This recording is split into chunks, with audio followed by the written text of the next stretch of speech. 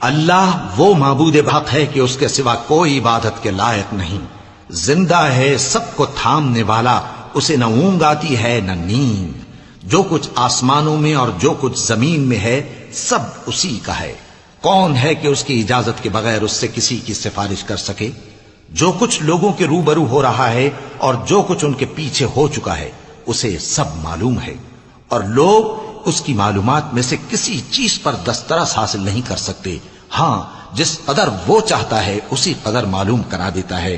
اس کی بادشاہی اور علم آسمان اور زمین سب پر حاوی ہے، اور اسے ان کی حفاظت کچھ بھی دشوار نہیں۔ وہ بڑا عالی رتبہ ہے، جلیل القدر ہے۔ دین اسلام میں کوئی زبردستی نہیں ہے، ہدایت صاف طور پر ظاہر اور گمراہی سے الگ ہو چکی ہے۔ تو جو شخص بتوں سے اعتقاد نہ رکھے اور اللہ پر ایمان لائے، اس نے ایسی مضبوط رسی ہاتھ میں پکڑ لی ہے جو کبھی ٹوٹنے والی نہیں، اور اللہ سب کچھ سنتا ہے، سب کچھ جانتا ہے۔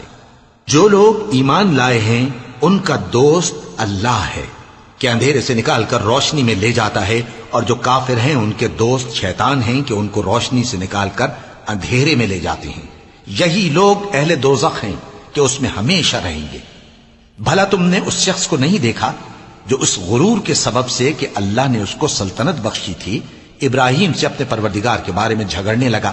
جب ابراہیم نے کہا میرا پروردگار تو وہ ہے جو زندگی دیتا ہے اور موت دیتا ہے، وہ بولا کہ زندگی اور موت تو میں بھی دے سکتا ہوں۔ ابراہیم نے کہا کہ اللہ تو سورج کو مشرق سے نکالتا ہے، آپ اسے مغرب سے نکال دیجئے۔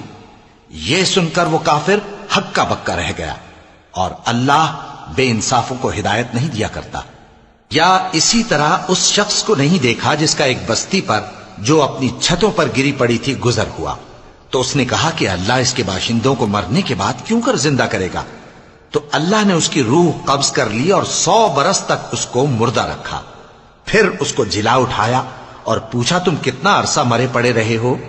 اس نے جواب دیا کہ 1 دن یا اس سے بھی کم۔ اللہ نے فرمایا نہیں بلکہ 100 برس مرے رہے ہو، اور اپنے کھانے پینے کی چیزوں کو دیکھو کہ اتنے مدت میں مطلق سڑی بسی نہیں، اور اپنے گدھے کو بھی دیکھو جو مرا پڑا ہے۔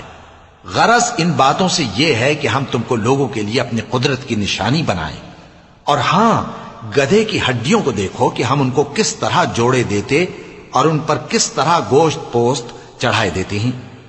جب یہ واقعات اس کے مشاہدے میں آئے تو بول اٹھا کہ میں یقین کرتا ہوں کہ اللہ ہر چیز پر قادر ہے۔ اور جب ابراہیم نے اللہ سے عرض کیا کہ اے پروردگار مجھے دکھا کہ تو مردوں کو کیوں کر زندہ کرے گا، اللہ نے فرمایا کیا تم نے اس بات کا یقین نہیں کیا؟ انہوں نے کہا کیوں نہیں، لیکن میں دیکھنا اس لیے چاہتا ہوں کہ میرا دل اطمینان کامل حاصل کر لے۔